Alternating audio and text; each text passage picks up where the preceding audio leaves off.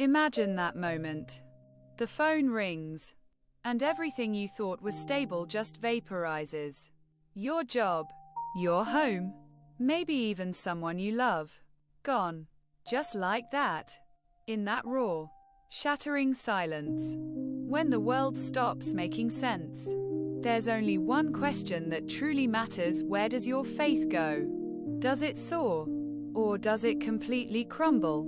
Stay tuned. Because this story isn't about avoiding pain. It's about what happens to your soul in the middle of the fire. When life decides to test you with absolute destruction. Hello, friends. And welcome back to the channel.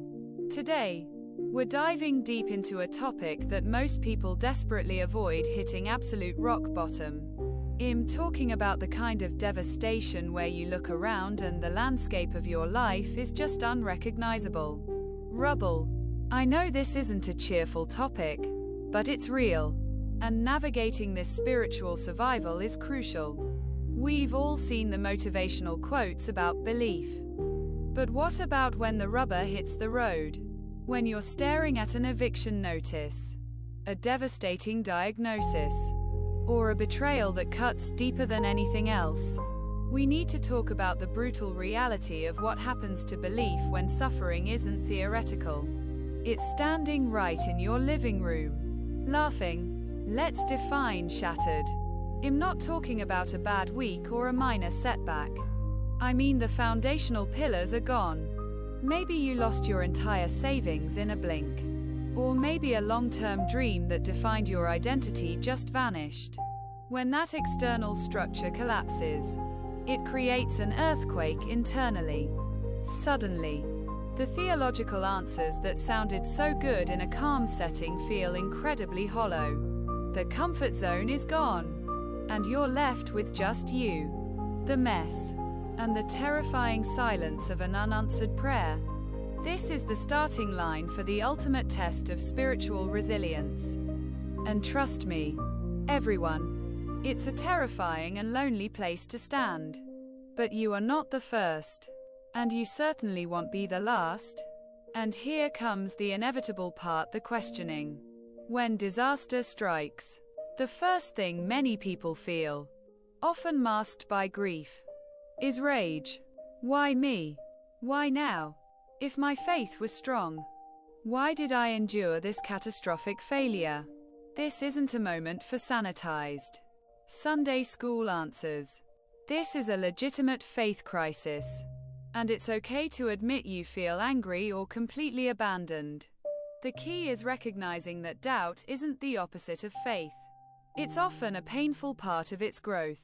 We have this misconception that strong belief means zero questioning. But the greatest spiritual heroes in history screamed at the heavens during their darkest moments. We need to normalize this raw honesty in our spiritual journey, especially when we are utterly broken. Much of our baseline spiritual expectation is built around the illusion of control.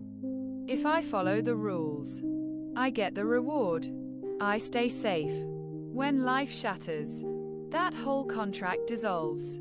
You realize you never had control over the market, other people's choices, or sudden illness. This realization is incredibly humbling and utterly terrifying for the ego. It forces you to redefine what faith actually is. Is it a transaction? Or is it radical reliance on something deeper? It's during this period of absolute lack of control that true spiritual depth is forged. You move from believing in a specific outcome to believing in a sustaining presence, even when that presence feels silent and impossibly distant. So, how do you pivot from the devastation? The first trap we fall into is dwelling obsessively on the why. Why did this happen to me? That question is often completely unanswerable and just breeds bitterness and stagnation. The spiritual shift happens when you move that energy toward, okay, this is where I am right now. What is the immediate next step? This isn't about instant fixes or fake, blinding positivity.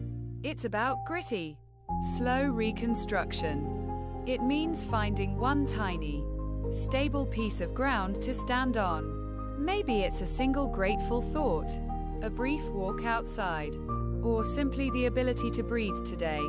Spiritual resilience is built brick by painful brick, not in one grand, instantaneous, miraculous leap. It's the small, daily commitment to keep showing up, even when you feel totally empty, when everything falls apart. Isolation is a killer. It's tempting to pull away, hide your shame, or pretend you're strong and fine. But the human spirit thrives on genuine connection. Leaning on your trusted community, your real friends, family, or spiritual mentors, isn't a sign of weakness. It's a radical act of self-preservation and survival. These are the people who hold the mirror up and gently remind you who you were before the disaster. And more importantly, who you can still become. If your faith feels too weak to carry your own weight, borrow theirs for a while. We are designed to heal in tandem, not in solitary confinement. Please, everyone, don't be afraid to send that raw, honest text asking for help when the weight becomes unbearable. Loss forces a brutal but necessary reckoning with our definition of success and stability. Often, our belief system is heavily tied up in material comfort, reputation, or relationship status. When those disappear, we're forced to ask what truly remains when everything else is stripped. Your character remains. Your intrinsic ability to love remains. Your deep-seated spiritual identity remains, even if it feels bruised and hidden beneath layers of trauma. The steadfastness of faith isn't measured by what you manage to keep, but by what you fiercely hold on to when everything else is aggressively taken away. This refining fire burns off the superficial layers, revealing the unshakable truth beneath the internal, intangible strength that no external force can truly destroy. We must also give ample space for grief. Trying to rush past the pain with forced optimism is just spiritual bypassing, and it ultimately fractures faith more deeply because it denies reality. If your life has been shattered, you need to mourn the fragments and the future that was lost. Grief is simply the cost of loving something that is now gone. And it's a necessary, organic process for genuine healing. Take the time you need. Don't let anyone pressure you into feeling better before you're truly ready. True spiritual healing respects the timeline of the heart. When you allow yourself to genuinely process the loss, you create the emotional space necessary for hope to quietly sneak back in when you least expect it. Eventually, and sometimes so subtly you almost miss it, a sliver of practical hope returns. This isn't the loud, flashy hope of instant fixes, but the quiet, gritty determination to simply take the very next step, even if it's a wobble. This is the ultimate mark of true spiritual resilience. It's the moment you realize that while the disaster changed your path forever, it didn't eliminate your entire future. Your steadfast faith might look different now. It's probably scarred, deeply tested, and far more honest than it ever was before.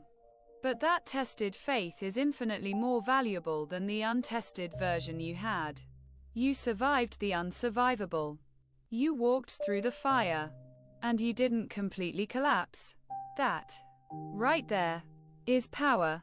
So, if you are currently in the middle of that devastating mess, please hear this: your struggle is valid, your questions are important, and your faith, even if it's currently clinging on by a single, desperate thread, is still absolutely holding you. You are not defined by the tragedy, but by your capacity to face it. This is a journey of painful, profound growth, and you are never walking it alone. Remember, the strongest trees are always those that have weathered the fiercest storms. If this video resonated with you, if you've ever felt the crushing weight of loss testing your spiritual center, please let me know in the comments below. What helped you get through your darkest moment? Your story might be the lifeline someone else desperately needs right now. Don't forget to give this video a thumbs up if you found any light in this tough conversation. Subscribe so you don't miss our next deep dive into life's difficult questions. And share this with anyone you know who might be struggling. Thank you so much for watching, everyone. Until next time, keep holding on.